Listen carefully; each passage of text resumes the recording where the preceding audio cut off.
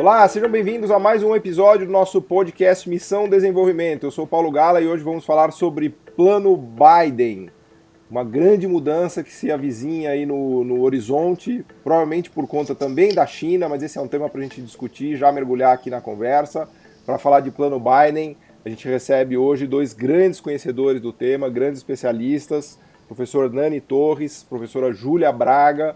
Vamos fazer uma conversa aqui sobre o que tem ocorrido lá em solo americano e como é que isso afeta o Brasil e como isso afeta o mundo também. Começo dando as boas-vindas para os dois, pedindo para o professor Hernani Torres falar um pouquinho da visão dele no pontapé inicial, se ele puder contar um pouquinho para a gente também da história dele, do que ele tem feito e por onde ele anda, né, seria muito legal. Seja muito bem-vindo, professor.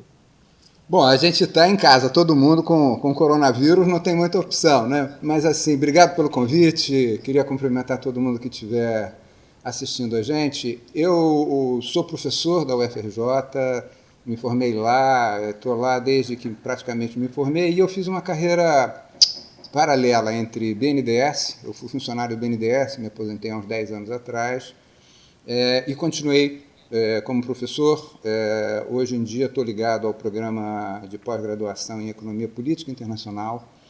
Passei a maior parte da minha vida dando aula sobre moeda e hoje em dia estou discutindo o sistema global, como é que funciona, etc. Então o tema nosso tem super a calhar. E no banco eu me meti em várias coisas, em 35 anos a gente tem tempo para se meter em coisa diferente. E aí eu tive muito ligado à montagem do programa de exportação do BNDES, depois fui economista-chefe, trabalhei com petróleo. Então o BNDES naquela época era um lugar que te dava muita oportunidade de fazer muita coisa diferente. Então estou aí, vamos conversar um pouquinho mais sobre o Plano Biden depois, tranquilo. Fantástico, bem-vindo, professor, bem-vinda a Júlia, professora Júlia Braga também, se puder nos falar um pouquinho do que também você anda aprontando e já vamos mergulhar aqui para falar do que o Biden vai aprontar lá nos Estados Unidos. Isso, obrigada, Paulo. Eu sou professora da Federal Fluminense, minha formação toda, na verdade, foi na UFRJ, e eu tenho uma dupla área de atuação, tanto na parte de métodos quantitativos, econometria e séries temporais, quanto na parte de macroeconomia.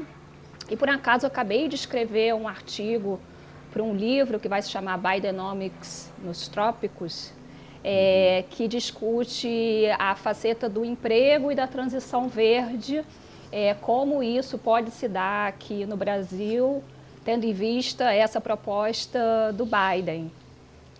E eu queria lembrar, Paulo, que a gente se conheceu num congresso e tinha um artigo, você estava apresentando algum artigo da sua tese e eu estava apresentando um artigo sobre o Clintonomics. Então, estou feliz aqui de estar falando sobre o Bidenomics com você. Eu me encontrei com você tantas vezes que eu já nem me lembro mais quando a gente se conheceu, se foi no Twitter, se foi em Antec, se foi... Mas eu não me lembrava do Clintonomics, é verdade. Acho que a gente pode até, então, já devolver a palavra para o professor Hernani, fazer aqui uma brincadeira do Clintonomics ao Bidenomics, porque na época do Clinton, o mundo, a geopolítica era muito mais fácil para os Estados Unidos, né? Hoje me parece que os Estados Unidos está bastante pressionado pela ascensão da China, pela ascensão da Ásia, né? Eu tenho feito uma leitura de que o plano Biden é uma tentativa de responder aos desafios, né, internos dos Estados Unidos em relação a problemas com classe média empobrecendo, desigualdade aumentando, mas também em relação a desafios externos e geopolíticos, né, professor? Mas queria ouvir a sua primeira avaliação do porquê do plano Biden, né? Cara, Paulo, acho que você tocou num ponto central para a gente tentar entender esse movimento do Biden e dos americanos agora nesse período pós-Trump, né? Se o pós-Biden, se o plano Biden é alguma coisa mais parecida com o New Deal, ou se é uma coisa mais parecida com o mundo da Segunda Guerra. O que eu quero dizer? Se é um problema de emprego e, digamos assim, nível de renda nos Estados Unidos, ou se é um enfrentamento internacional. Não há dúvida nenhuma que o keynesianismo pós-Segunda Guerra teve um componente com a Guerra Fria que sustentou aquilo. Quer dizer, eu tenho uma sensação, assim, digamos assim, estou com um pé num e com um pé no outro, mas eu acho que o componente geopolítico nesse sentido é central, né? Tanto foi em 94, etc. e tal. Eu li um texto, e aliás recomendo, de um cara chamado Jake Sullivan, não sei se vocês estão familiarizados, ele é o assessor de segurança nacional do Biden, é considerado um garoto prodígio aí da nova administração.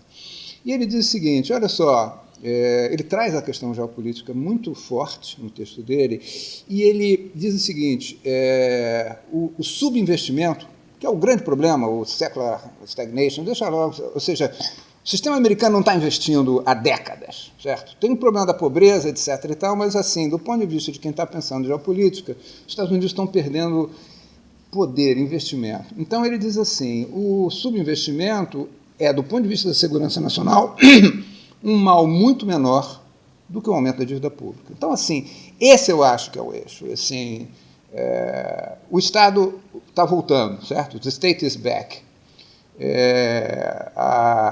O investimento vai ser puxado pelo investimento público.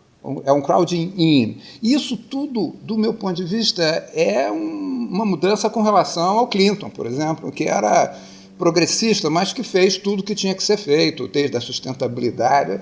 Os caras fizeram um trabalho, digamos assim, de fazer a globalização, da integração da União Soviética, etc. e tal, né? Então, assim, esse de certa maneira, há uma mudança nesse neoliberalismo progressista americano que vem lá dos anos 90 com relação a isso. A questão que eu acho central nisso tudo, e eu acho que a gente depois pode desenvolver, é se há consenso político nos Estados Unidos para permitir que isso avance.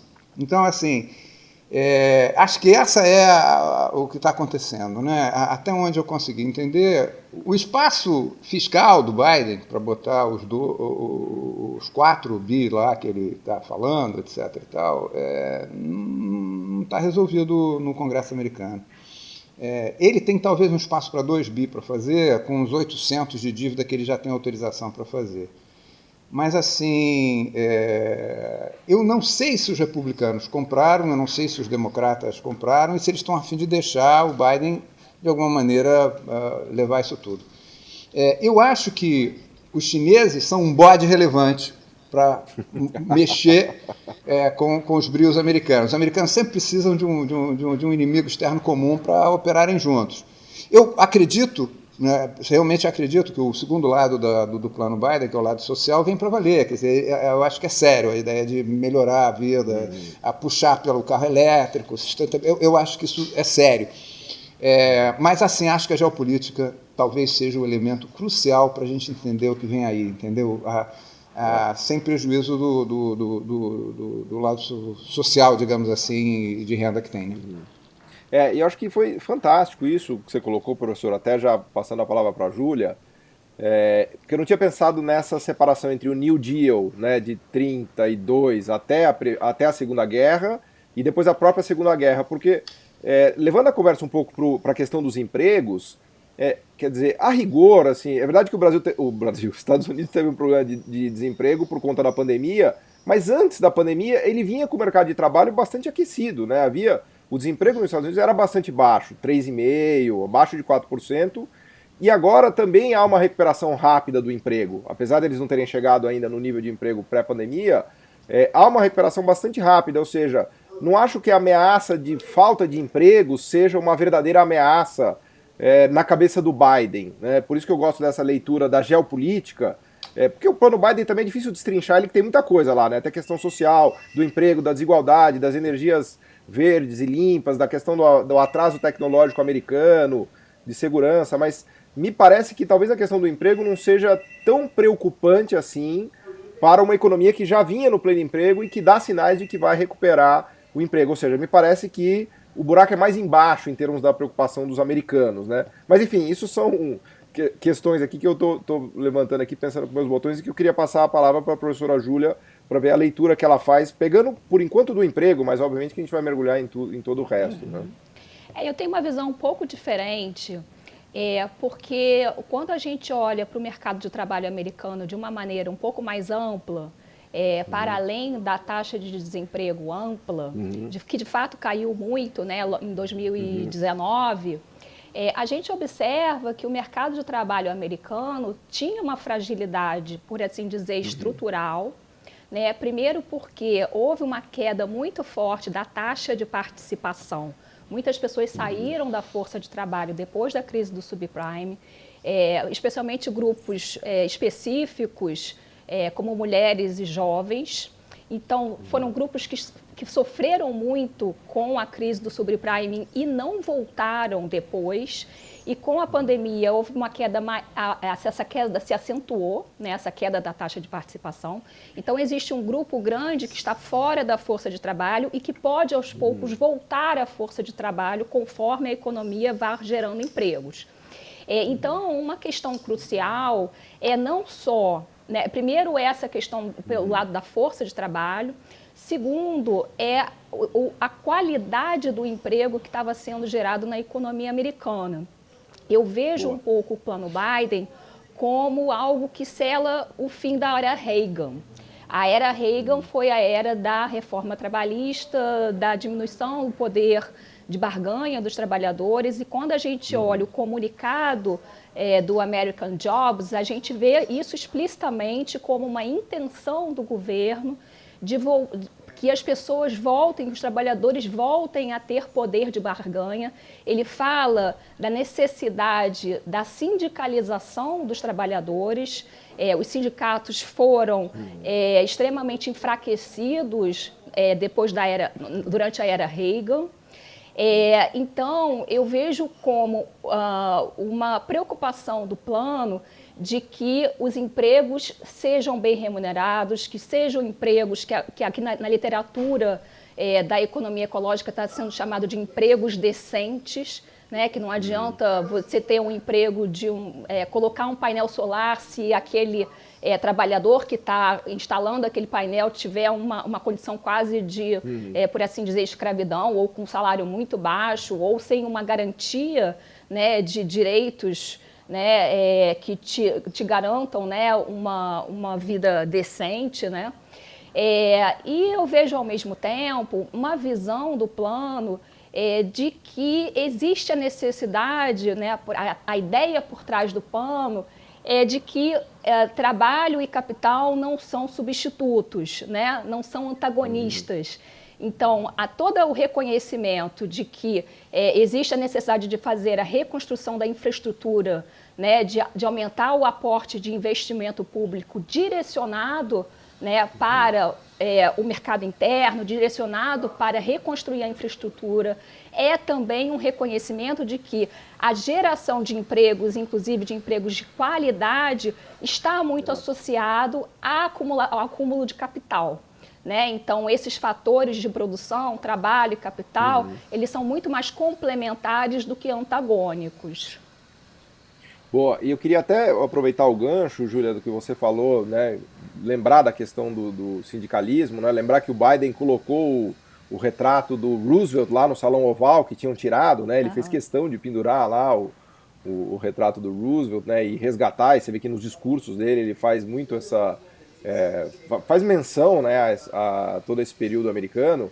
E devolver a palavra para o professor Hernani, colocando a China nessa história, que a gente já começou a falar de geopolítica, mas também pelo lado do emprego, porque eu costumo brincar que os Estados Unidos ele vem passando meio que do American Dream para o American Nightmare, né, que seria o American Nightmare, né, aquela situação de classe média, que é exatamente o que você disse, da qualificação, da qualidade dos empregos que vêm sendo gerados nos últimos anos, muito aquém do que foi aquele sonho americano de ter uma casa no subúrbio, um belo carro, filho na universidade. Quer dizer, hoje há esse achatamento da classe média americana em que o americano médio ele tem dificuldade em pagar o plano de saúde, ter a dívida estudantil do filho, quer dizer, o mortgage é muito difícil pagar, não está fácil a vida, não está fácil para ninguém, né? E muito disso acho que tem a ver com transferência do setor industrial americano para a Ásia, né? Especialmente para a China, mas não só para a China, para a Coreia, para a Malásia, para todos esses países. Então, tem uma relação meio gêmeos siameses aí de China e Estados Unidos, de dependência, mas que também, ao mesmo tempo, o avanço da China se deu também a partir de um retrocesso americano. Não sei se... Retrocesso é uma palavra um pouco forte, mas eu acho que dificultou o American Dream. Então, eu queria ouvir o professor Hernani em relação a essa outra faceta também da geopolítica, da mudança, né, da qualidade do emprego, da indústria, assim por diante. Paulo, eu não sei assim, o que você pensa, a Júlia também, mas assim, a Nike a Apple, foram para a China porque o governo americano achou que era a melhor estratégia, tá certo? Assim, acabar com os sindicatos e o poder dos sindicatos foi uma estratégia de Estado americano. Esse é um primeiro ponto, e acho que nesse sentido a Júlia tem toda a razão que vem. Um ponto que eu acho ao lado é os ultra-ricos, tá certo? Essa coisa assim, o aumento da renda do setor financeiro, de uma forma geral, dentro do PIB americano aumentou horrores. E outra coisa é a seguinte, a despeito de toda a crise de 2008 e de 2020, Nova York está no seu all-time high de novo, tá certo? Nós estamos com o nível da Bolsa de Nova York o dobro do que era em 2008. Então, assim, esse é o sistema. E aí ele tem sua funcionalidade, quer dizer, baixou a inflação, acabou com não sei o quê, os chineses entraram e foram fazer um servição aí e, ao mesmo tempo, fizeram isso de uma maneira... Eu estive na China, cara, eu passei um mês em Pequim, há 1 ano e meio atrás. Saí de lá encantado. Eu fui à China a primeira vez em 84. E agora voltei, a 3ª ou 4ª vez que eu fui. E é o seguinte, conversar com a chinesada hoje é um negócio... Eu fiquei lá dentro do instituto, e o cara era formado na Universidade do Texas. Um chinês imenso. Aí eu disse assim, cara, ele provavelmente foi para lá e já veio com aquela coisa toda neoliberal na cabeça e tal. Cara, eu encontrei um cara articuladaço. Né? Fiquei impressionado, quer dizer, é interessantíssimo como é que eles compõem. Eu perguntei assim, e vocês têm aula de economia marxista aqui? Na universidade? Tem aula de economia marxista, sim. E aí ele riu, tá certo? Quer dizer, existe o Estado, aquela coisa toda que a gente faz, etc. Agora, a capacidade de mobilização do Estado chinês, o fato de ele ser dono da terra, a engenharia que os chineses fizeram nos últimos 20 anos é um negócio... Agora, isso foi feito com uma certa funcionalidade com o projeto americano. O projeto americano era os ricos, etc, etc, etc. Nesse ponto de vista, eu acho que a Júlia tem razão. Nesse projeto do Biden, acho que isso vai ser uma complicação política. Tem a taxação das empresas, certo? Tem levantar o piso do salário, tem relocalização da indústria, tá certo?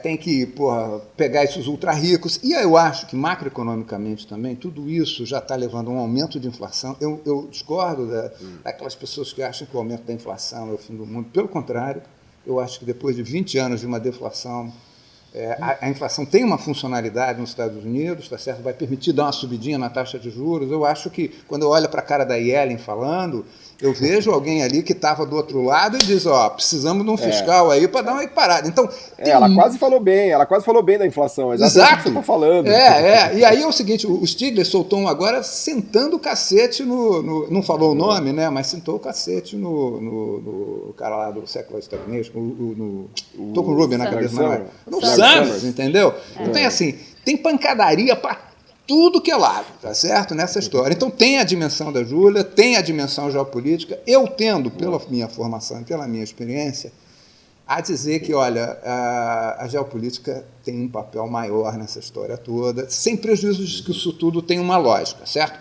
Eu não sei se isso, que animal dá isso, ou seja, é uma zebra, é um dromedário, tem 4 patas, sabe assim? Eu acho que isso é um projeto em formação, mas tem esse componente de baixo para cima, ele tem uma ideia de fortalecer, ele é nacionalista, no sentido que nem o Trump, mas assim, de uma maneira diferente, ele é multilateralista, não é isolacionista, tem uma combinação de fatores aí, mas o inimigo agora, o inimigo eleito nesse momento são os chineses. Como os japoneses foram eleitos um dos inimigos, eu estava no Japão naquela época, eu vi, tá certo? O Japão foi eleito como o perigo amarelo da coisa toda. Não era comunista, mas foi. E os americanos derrubaram os japoneses de 4 até hoje. Não sei. Do Louvre foi um tiro mortal ali, né? No Rio. Não é isso? Assim, os caras nunca mais se recuperaram, na verdade seja dita. Eu acho que o risco chinês é diferente, é da mesma natureza, mas é diferente. Agora, eu acho que há isso sim. Quer dizer, houve um engajamento da China com os Estados Unidos, houve algo que interessou os americanos e interessou os chineses. Foi algo que não desestruturou o Estado chinês, ele mantém, está lá, cada vez mais. Mas agora acho que os americanos estão dizendo o seguinte, não estou gostando disso não. E vamos mudar esse negócio. E os americanos têm capacidade e poder para isso, é verdade seja dita. Quem manda no sistema são eles. Agora, é confuso demais a coisa interna, assim, para a gente dizer, ó, isso é estável, eles conseguem se mover ou não. Eu tenho dúvida, sabe, Paulo, sobre o que vai sair no final dessa história. Eu achei fantástico, né? Até para devolver a palavra para a Júlia, que você estava tentando caracterizar o bicho, né? E claramente é um bicho diferente, né? A gente não sabe qual é o bicho que vai surgir aí o novo bicho do século XXI, né? Porque eu até costumo brincar que tem uma espécie eu chamei assim, quase que meio como piada, mas os cavaleiros do apocalipse, né? Especialmente das ideias mais neoliberais, né? Que foram a crise de 2008, que eu acho que foi um abalo grave no pensamento americano, né? A China, como a gente está falando, também foi um abalo sísmico, e a própria pandemia. Acho que tudo isso acabou culminando um pouco no Trump, mas o Biden seria, enfim, realmente esse bicho novo que a gente está tentando desvendar aqui, né? E aí eu queria pedir para a Júlia explorar partes aí, enfim, o que você achar interessante desse bicho novo, Júlia, porque tem a coisa do meio ambiente, tem a coisa da tecnologia, o fortalecimento da DARPA, programas sociais de educação e saúde. Quer dizer, coisas que fazia muito tempo que a gente não ouvia. O Trump já tinha inaugurado o Buy American, né? O Buy American acho que já era um vetor que já vinha ganhando força, mas agora tem mais vetores aí nesse bicho, né? Não, tenho uma visão parecida com o Hernani, eu acho que a questão geopolítica é fundamental, né? Aquela ameaça que os asiáticos, né, de uma maneira geral, primeiro os japoneses e depois os chineses colocaram da deslocalização, né, das empresas americanas para o solo, para sair do Ocidente e ir para o Oriente, né? Essa ameaça foi agora entendida, né, que, na verdade, ela está destruindo, vamos dizer assim, o capitalismo, a concepção do capitalismo americano. Né? Então, o capitalismo americano, na verdade, o Estado americano sempre foi um Estado que, vamos dizer, adotou um certo keynesianismo de guerra, né? Colocou muito recursos para tecnologias que eram orientadas, né, para a guerra. E agora eles perceberam que isso não é suficiente, né? Eles têm que também colocar recursos para o social. Porque sem uma sociedade, né, com tamanha má distribuição de renda que aconteceu na economia americana, né, uma sociedade, né, que não é capaz de gerar empregos de qualidade, acaba enfraquecendo muito o mercado interno e o poder, que eu estou falando do ponto de vista do capitalismo mesmo, né, aquela coisa que o Keynes falava, né, salvar o capitalismo dele mesmo, né. Então, essa ameaça, né, eu entendo agora que esse direcionamento é agora o entendimento que o capitalismo, o keynesianismo tem que ir para o social, para salvar esse modelo, né, para salvar esse modelo de capitalismo que os americanos defendem como o capitalismo democrático, né, em antagonismo ao que eles entendem que é o capitalismo ou socialismo, essa versão híbrida do que acontece na China. Então, eu entendo que isso seja uma necessidade, né, exatamente da hegemonia americana continuar, né? E aí tem que ir para o social, sim, né? E, ao mesmo tempo, é claro que toda a agenda, né, a questão climática, ela se impõe de uma forma muito intensa, né? A tecnologia mais forte, quem desenvolve a tecnologia hoje em dia, né, que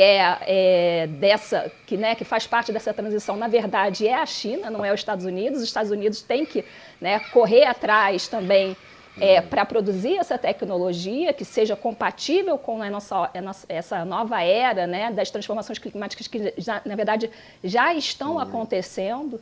Né? E então eu vejo dessa forma. Então, até foi interessante você ter mencionado isso, Júlia. Até queria voltar aqui para o professor Hernani para fazer essa discussão da tecnologia e da energia e das questões de sustentabilidade, né, ambiental. Porque assim, eu ainda estou custando acreditar que a coisa realmente mudou, né, de que agora a gente vai ter o planeta preocupado com emissão de carbono, com novas energias. Assim, eu tô meio assim, eu quero ver para crer, né? Tô com dificuldade, assim, confesso para vocês que eu ainda tô meio, né? Assim, é bom demais para ser verdade, né? E eu acho que tem um elemento aí que você mencionou e que eu venho pensando que eu acho que é muito interessante, é que, no fundo, tem um lado aí da questão do ambiente, das novas energias, que é uma disputa tecnológica. E isso que eu queria ouvir o professor Hernani, porque me parece que os Estados Unidos está ficando para trás em relação às tecnologias verdes, né? Quando você olha a indústria de painéis solares, de energia eólica, das turbinas, enfim. Eu fico me pensando, professor Hernani, se no fundo não é um medo que os Estados Unidos têm de perder a corrida tecnológica das energias sustentáveis, ou seja, eles estariam muito mais preocupados em recuperar um certo domínio tecnológico do que propriamente preservar o planeta, né? Eu estou forçando o raciocínio aqui, mas eu acho que tem um elemento aí, né, que eu queria te ouvir sobre isso, porque tem uma guerra tecnológica muito clara entre Estados Unidos e China em todos os setores, né? Quando a gente olha a coisa dos semicondutores, do boicote, das tecnologias 5G, né? Eu acho que há vamos dizer assim, a China pleiteando virar uma potência a partir de avanço tecnológico, né? Como é que você vê isso, professor? Então vamos fazer assim. Uma coisa é a disputa na área financeira, moeda, e aí eu vou dizer o seguinte, os Estados Unidos aí tem uma vantagem absurda, e os Estados Unidos têm uma capacidade de mobilização, a despeito do tamanho da economia chinesa, monumental. A segunda coisa é a coisa militar.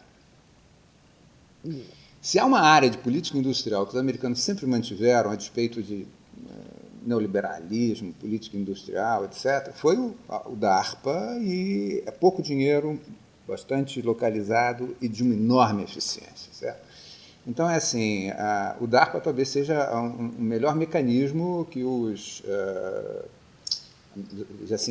de eficaz que os americanos tiveram. Mas, tirando isso, os americanos são muito ruins de política industrial. Eles são muito bons de tecnologia, montar laboratório, faz não sei o quê, etc. e tal. Mas, assim, política industrial para valer, eles nunca fizeram nada parecido com os japoneses, ou muito menos. E eles têm problema político com isso, né? O Estado é para ficar fora, etc. e tal. Os chineses, as coisas que eu vi de gente de tecnologia fazendo comparação nas áreas mais avançadas com os chineses mostravam que os americanos, do ponto de vista de tecnologia mais de ponta, estão anos-luz na frente. Mesmo em semicondutores. A base fabril é uma história, tecnologia é outra história, certo? E eu acho que eles estão querendo utilizar essas vantagens que eles têm. A única exceção que eles falaram do setor, eu posso estar errado, mas eu estou repetindo o que eu ouvi lá, era a Huawei com 5G. Aí realmente era onde os chineses tinham uma vantagem maior. Eu acho que os Estados Unidos estão e vão usar a coisa toda de discussão de segurança, está voltada aí. Eles estão, na verdade, pegando os chineses que têm... E aí sim, os chineses têm uma máquina de política industrial, assim, não só muito azeitada, como completamente diferente do japonês ou dos outros, né? Eu fiquei muito impressionado, por exemplo, como é que o Partido Comunista opera como uma grande máquina de política industrial, certo? Desde a prefeitura até o representante que ele tem dentro das empresas. Eles, de alguma maneira, fazem um efeito de... E o jeito que eles usam compras públicas, né? É um eles usam, cara, desde as decisões micros, macros, eles levam aquilo para um... É um efeito, digamos assim, centrífugo, agora já estou meio centrípeto, né? Trazer para dentro. Eles dão... E as pessoas que estão envolvidas no processo têm a ascensão dentro do partido em função do resultado que ela obtém em favor do plano. Então é assim, você tem uma máquina política operando, política industrial, de uma maneira completamente diferente, que mantém um ordenamento muito grande da sociedade. Os japoneses tinham umas coisas um pouco diferentes, era via Estado. O MIT, etc. Lá tem isso, mas tem muito mais coisas. Os americanos não têm uma boa tradição disso, a verdade seja dita, fora da área militar. Mas acho que eles estão interessados em segurar os chineses de um lado e fazer a aceleração do outro. Eu acho que pode dar certo, em certo sentido, acho que eles precisam fazer, e eles têm uma capacidade financeira e têm empresas, certo? Se eles conseguirem trazer um pouco mais para dentro, e eu acho que eles conseguem, certo? Eles têm subsídios, instrumentos, política comercial, tá certo? Os caras estão falando, por exemplo, eu não quero voltar para a TPP, não vou voltar para a era Obama de fazer comércio. Mesmo dentro do Biden, a perspectiva já é completamente diferente do que vem da era Clinton. Eu vou usar isso como um instrumento de geopolítica. Então, a coisa geopolítica vai ser mais presente em todos os níveis, na guerra tecnológica, na questão financeira. E aí eu acho interessante também, porque o Biden falou assim, eu não sou contra os chineses, eu estou contra os autocratas, lembrando? Ele falou isso. E nesse texto do Jake Sullivan, ele diz assim, ele fala a mesma coisa, ele diz assim, os exemplos de que isso tudo que foi feito para trás é uma porcaria, ele gerou a autocracia. E aí ele cita 2 caras, não citou os chineses. Citou o Viktor Orbán, da Hungria, que foi um cara que eu já vi falando, é impressionante, e o nosso Jair Bolsonaro. Ou seja, nós estamos na banda podre. Certo? A gente vai ter que se coçar. Nós estamos na banda podre do Biden, nós somos autocratas. Não importa se é de direita, comunista, Paulo Guedes ou não, é irrelevante. Nós estamos caracterizados. Não é só sobre a sustentabilidade e a Amazônia. É o autocracia. O Messias não bate bem lá com o cara. Então, temos aí uma reaglutinação grande, entendeu? Agora, do meu ponto de vista, onde eu vi, os americanos têm uma vantagem tecnológica na ponta e vão usar isso contra os chineses, sim. Acho que faz parte da estratégia. O que você acha, Júlia, da política industrial americana, especialmente agora orientado à questão da sustentabilidade? Eu estava pensando também sobre isso que você falou, né? É irônico que essa retomada depois da pandemia, né, e o anúncio do plano Biden, ele veio acompanhado com um boom do preço de commodities, né, o que incentiva a produção, né, da indústria extrativa, do uso intensivo de recursos naturais, né, minério de ferro, né, justamente indo no lado oposto do que se pretende com a transição verde. Mas eu acho que a agenda verde é uma agenda que veio para ficar. Não dá para, né, a gente saber o que vai acontecer, mas eu acho que a mudança, por exemplo, né, da tecnologia de combustão me parece que veio para ficar. Né? A indústria do petróleo eu acho que ainda vai ficar durante muito tempo, né, erguida, principalmente por causa da indústria petroquímica.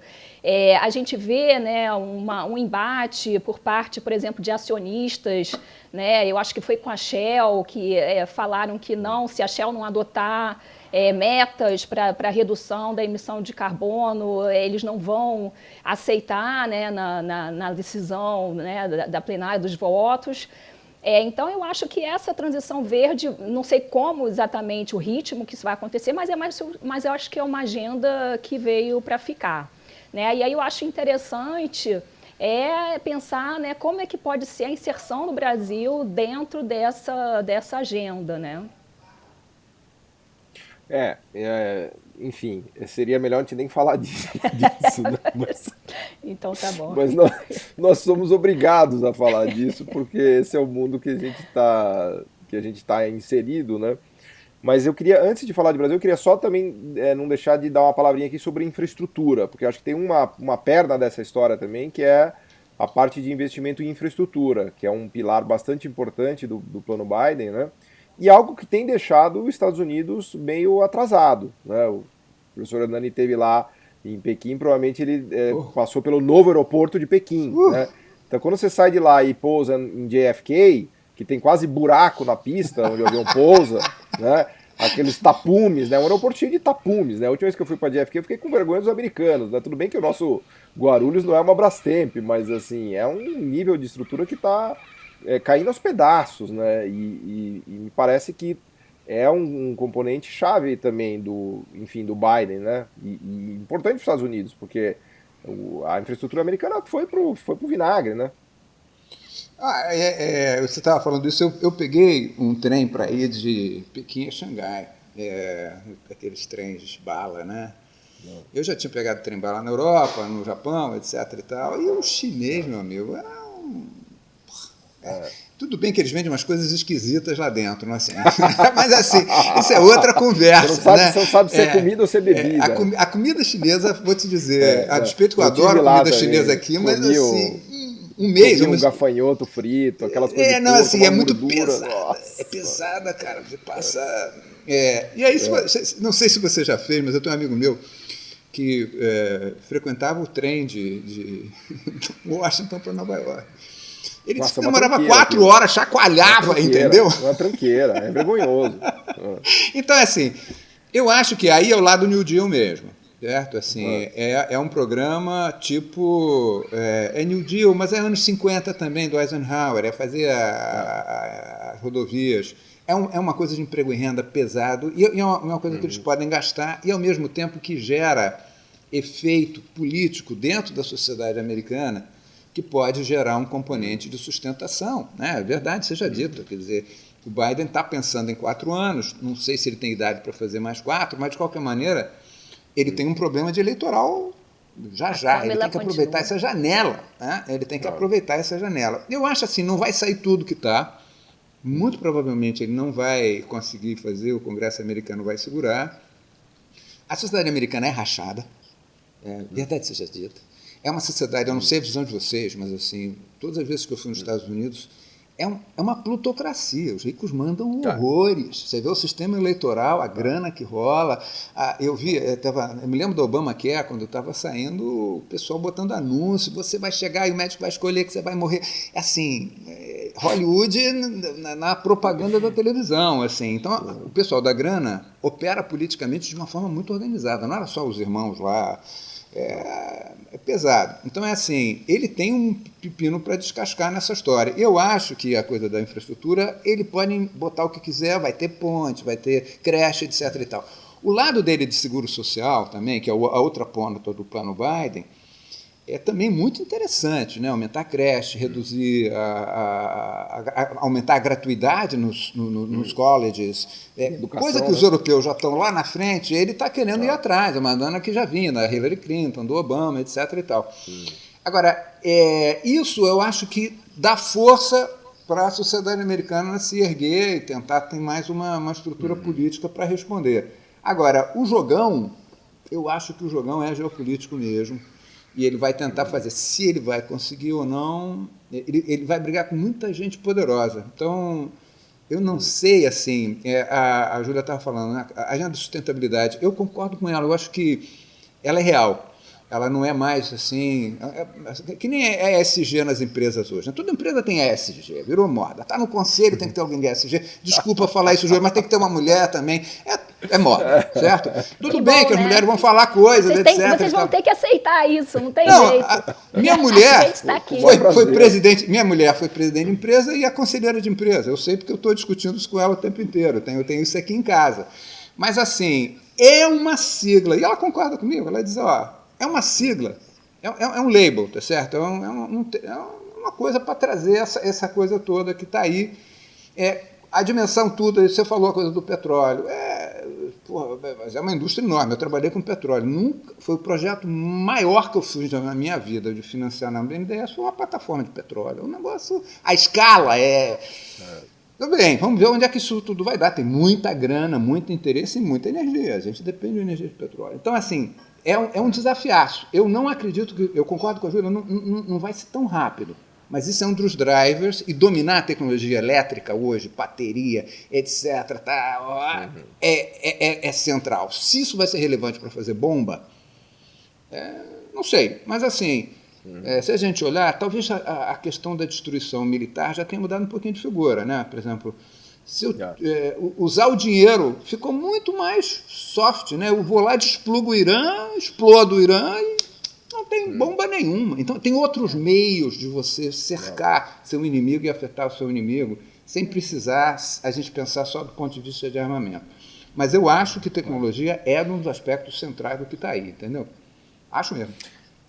E sustentabilidade também. Vai chegando esse momento aqui do podcast, começa a me dar agonia, porque a gente apenas começou a conversar e já passou mais de 40 minutos aqui. Nossa. Exato. Então, né, eu sempre fico agoniado, mas enfim. E aí tem vários temas ainda que eu quero conversar com vocês, que está interessantíssima a conversa. Mas o que estava falando mais alto aqui agora é a questão da inflação, que a gente falou um pouquinho da inflação, né? E a pergunta que eu queria fazer para vocês é justamente se a inflação voltou, né? Começando pela Júlia. Claro que a gente pode discutir que nível de inflação, se é 3, se é 5, mas eu tô nesse bicho novo aí que a gente está falando, né? Me parece que um dos aspectos do bicho novo talvez seja um pouco mais de inflação mesmo, porque com tudo que a gente analisou aqui do plano Biden, tem uma pressão de demanda bastante grande aí que está contratada, né? Não sei se a economia americana vai ter condições de responder, né, com o mercado de trabalho, que apesar de todos os problemas que a gente analisou, também não é que está sobrando mão de obra lá, né? Tem problema de precariedade, de participação na força de trabalho, tem uma resposta que é possível imaginar, mas não sei, eu estou com medo de inflação. Eu queria ouvir vocês sobre. Na verdade, eu estou com medo que o Fed suba juros, né? Eu trabalho muito tempo no mercado financeiro, então nada me amedronta mais do que um choque de juros. Eu sou aposentado, então subir a taxa de juros é bom para o meu plano de pensão, tá bom? Boa. Não necessariamente é uma coisa ruim para todo mundo, né? Exato. É só uma broma, tá? É só uma brincadeira. Não, enfim, mas é que eu realmente, inclusive a própria memória latino-americana, né, esses choques de juros dos Estados Unidos não trazem Verdade. não trazem boas lembranças. Mas eu queria ouvir um pouquinho da Júlia e também do professor Nani, falar um pouquinho sobre essa questão da inflação. A gente está vendo um embate muito grande, né, a respeito dessa visão divergente que o Fed tem em relação à inflação, em relação ao mercado, né? Existe, de fato, alguns problemas específicos, alguns gargalos específicos, né, com a pandemia. Mas eu vejo, de uma forma geral, né, tirando algumas exceções de alguns mercados, eu vejo, na verdade, esse repique inflacionário muito mais como o que o Ivan Fischer chamou, num artigo dele de 32, de reflação, né? A reflação ele caracterizou como uma inflação que acontece depois de um período de deflação. Então, ano passado a gente viu um processo de deflação, né, especialmente do petróleo, das commodities em geral, e agora essas commodities se recuperaram. E aí você tem, né, a questão do efeito base, que está foi muito para baixo, então quando sobe tem, né, um aumento muito forte. Né? Mas eu não vejo a inflação como uma ameaça, né, nos próximos anos. Tá? Se a gente até estava vendo hoje uma reportagem, um Fed falando que só vai aumentar a taxa de juros em 2023. Tá? E eu não vejo que que vai ser um choque de juros, não. Eu acho que vai ser um processo gradual. Né? Justamente porque... veja bem, o Biden ele não quer investir em creche, não tem também um fundamento macroeconômico. A creche, por exemplo, permite que a mulher vá ao mercado de trabalho, ela está fora do mercado de trabalho, muitas dessas mulheres. E aí você tem uma oferta abundante de mão de obra. Então, esse repique inflacionário também nos Estados Unidos teve a ver com um aumento de salário mínimo que alguns estados adotaram. Tem a ver com uma escassez de mão de obra por causa da questão da pandemia. Houve uma questão dos migrantes, né, que acabou que quando retomou não tinha aquela mão de obra, e aí o americano... tem o travel ban, né? O travel ban que está proibindo imigrantes exatamente. Aí o americano não quer aceitar um trabalho que não seja, que tenha uma remuneração decente.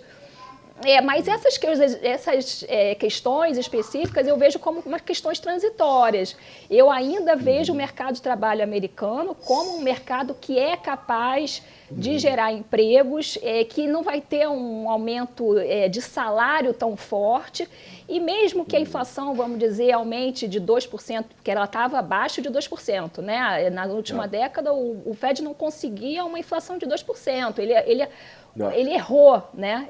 O Jerome Powell, ele reconhecidamente, né? Ele reconheceu que errou, que o Fed errou, né? Ao aumentar a taxa de juros muito cedo, logo depois da crise do subprime. Tanto é que ele mudou de ideia rapidinho. Ele mudou de ideia e ele agora fala que não é um inflation target, é um inflation mean target, no sentido de que ele quer deixar agora a inflação subir um pouco mais para que na média fique 2%, porque passou muito tempo abaixo de 2%. Então você pode tolerar, exatamente, você pode tolerar uma inflação de, vamos dizer, 3% por um tempo, sem nenhum problema, porque ela estava muito baixa. Né? Então, essa visão, eu acho que eu não vejo a inflação como uma grande ameaça, não. Boa.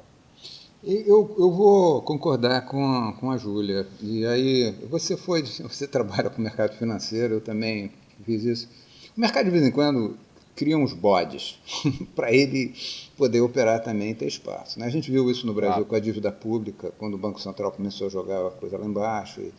E aí o que a gente está vendo é que o resultado... Mas assim, isso cria um constrangimento, né? A ideia da inflação, e o Summers, quando levantou essa bola lá com o Blanchard, eu acho que tinha um dedo um pouco de colocar um tremendo bode, né, na história. Eu assisti 2 presidentes de Federal Reserve regionais discutindo inflação e me surpreendeu muito a tranquilidade com que os caras falavam, os dados.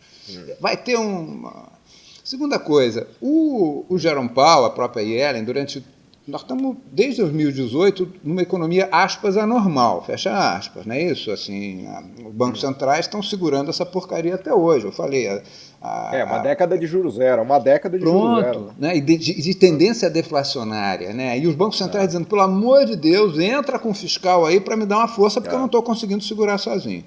Então, assim... Aliás, até o Biden pegou a Yellen e pôs ela na Secretaria do Tesouro para ela fazer isso, que ela pedia, né? Perfeito, eu ia chegar aí. Então é assim, tudo que os bancos centrais pediam, e o Banco Central americano é certamente o mais relevante nisso, vamos fazer agora. Aí a reação veio de um democrata, assim, partido... Eu achei aquilo tudo meio estranho. Tem gente que me disse que o cara estava com dor de corno porque não foi chamado para nada no governo. Eu não sei se é verdade, mas era fofoca de mercado. De qualquer maneira, eu acho assim, tem um bode que o mercado está colocando e que os bancos centrais não estão querendo sancionar e validar. Eu acho que os bancos centrais estão certíssimos. Segundo, a subida da inflação um pouco, desvalorizando um pouco os ativos, abrindo um pouco espaço, eu acho que tem uma funcionalidade sobre esse sistema. Ele vai abrir espaço para os bancos operarem. Né? Por exemplo, eu não sei se você viu os últimos dados do mercado americano, mas, por exemplo, o volume de depósitos de Ripple nos Estados Unidos aumentou brutalmente nas últimas semanas. Muito, mas saiu de baixinho para nada. Significa que o sistema está encharcado de dinheiro. Está tudo empossado de liquidez. Então, está na hora de começar a parar de comprar. Como a senhora falou, devagarzinho, eu vou parar de comprar título privado, vou fazendo isso. Não creio que chegaremos à normalidade do passado, mas tem uma normalização aí. A inflação, do meu ponto de vista, tem uma funcionalidade positiva, tá certo? As taxas de juros estão muito baixas, isso faz com que eu faça ativos, valorizo muito e, ao mesmo tempo, arrebento um pedaço a isso. Os fundos de pensão vão ter probleminhas sérios. Então, eu acho assim, eu não acho que vai dar um estouro. Temos um problema circunstancial, que é a demanda está vindo, finalmente, depois de 1 ano e meio, a demanda está vindo rápido, e as cadeias produtivas estão todas ainda muito engessadas. Vai demorar 1 ano, eu acho, para a gente, no mínimo, começar a ter isso. Isso vai ter impacto de preço. Legal. É contornável? É. E eu acho que o Banco Central disse, olha, se sair muito da coisa, a gente tem instrumentos para manter, e acho que eles têm.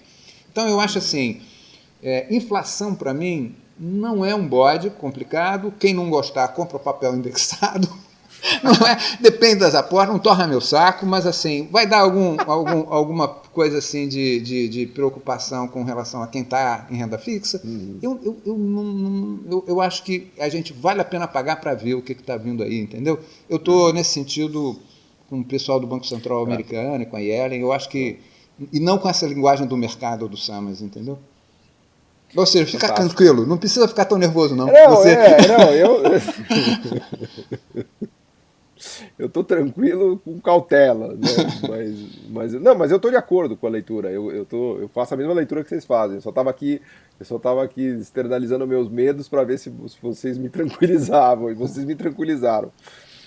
Eu não queria deixar de dar uma última palavra sobre a questão da taxação, né, e dessa agenda de tributação mais progressiva, para um sistema que já é, obviamente, progressivo quando comparado com o brasileiro, mas que enfrenta uma questão de desigualdade tremenda lá nos Estados Unidos, né? O que o professor Nani colocou é fundamental. Hoje, os Estados Unidos criou uma sociedade de uma desigualdade assim que começa a parecer Brasil e América Latina até. Assim, o que os 1% enriqueceram nesses últimos 10 ou 20 anos foi algo impressionante, né? Então, a minha pergunta aqui, já para a gente ir caminhando aqui para uma conclusão, infelizmente, né, dado o nosso limite de tempo, que eu queria passar para a Júlia, a pergunta de como ela enxerga essas mudanças que o Biden está anunciando, de tributação, de ataque aos paraísos fiscais, de tributação para pessoas que ganham mais de $1 milhão por ano, quer dizer que eu acho que é um problema bastante evidente dos Estados Unidos hoje, né? Professor Hernani.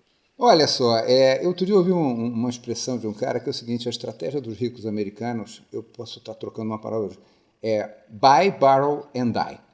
Eu vi uma matéria, essa é uma matéria grande não essa é? semana, né? Eu achei interessantérrimo, quer dizer, os caras não pagam imposto sobre ganho de capital na hora que o cara morre, e o cara amortece, etc. e tal, o pagamento de imposto tomando empréstimo, e aí o ganho de capital fica lá. Então é assim, a sociedade americana é uma sociedade desigual, comparativamente europeia e tal, e os lobbies nos Estados Unidos operam muito. Aí eu estou falando lobby não no sentido brasileiro da palavra, mas no sentido americano.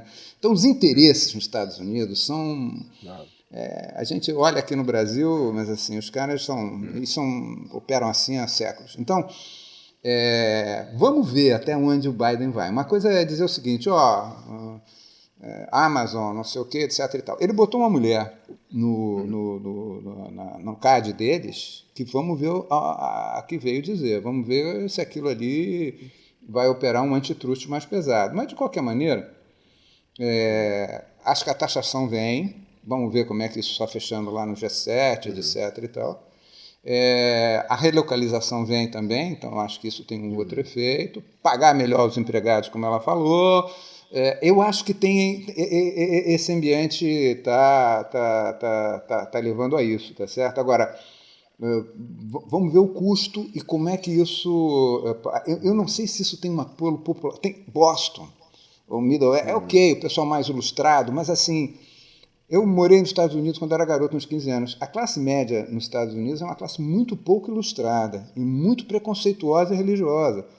Então é assim, uma coisa é a gente estar conversando com o pessoal do MIT, o pessoal ali de Boston, mas outra coisa é como é que isso bate, como é que esses caras conseguem levantar isso a seu favor. Nós não estamos nos anos 50. Então pode ser que o Biden dê uma volta nessa história, mas assim, essa... me preocupa mais, a sustentabilidade. Como é que o Biden vai conseguir fazer essa agenda, principalmente nessa área de taxação, acontecer, entendeu? Lembrando que a situação americana não é uma situação trivial, porque o próprio voto no Trump foi um voto de revolta, né? Não foi um voto de que está tudo bem, e o Biden ganhou, mas ele ganhou ali também por um trizinho, né? Pequenininho. Então, os Estados Unidos ele está realmente polarizado, né? E esse bicho novo que nasce, né, que a gente tentou falar um pouco dele aqui, ele é fruto de tensões americanas, de questões delicadas ali, não é uma fase tranquila, né, para a economia não americana. Não está nada pacificado, a eleição não pacificou. Tem uma panela de pressão ali, né, porque está saindo fumaça por todos os lados, né. Mas enfim, infelizmente eu sou obrigado a encerrar o nosso programa aqui por questões de tempo, mas foi fantástico, eu queria agradecer muito, muito as palavras aqui de vocês dois. Se quiserem dar uma palavrinha final, a Júlia e depois o professor Hernani aqui, só para dizer se vocês acreditam mesmo no Biden ou não. Eu só queria agradecer a oportunidade de conversar com vocês. Boa, obrigado, Júlia. Obrigado. Eu agradeço aí o convite e acho que esse é um tema para a gente daqui a uns 6 meses, um ano, voltar a conversar de novo. Acho que esse aí vai dar fruto ainda para pano para manga, né? Obrigado aí pelo convite. Boa. Um abraço. Muito obrigado. Vou convidar vocês depois para a gente ver que bicho que vai dar isso. Exatamente. Daqui e apostar aqui no nosso bicho, no jogo do bicho, né? Daqui 6 meses, um ano, a gente já vai poder ter mais clareza, né? Mas muito, muito obrigado, professora Júlia Braga, professora Hernani Torres. Uma honra poder recebê-los aqui, um prazer enorme. Foi fantástica a aula que vocês deram aqui. Acho que todo mundo que nos assistiu, que nos ouviu, vai adorar. Muito, muito obrigado, gente.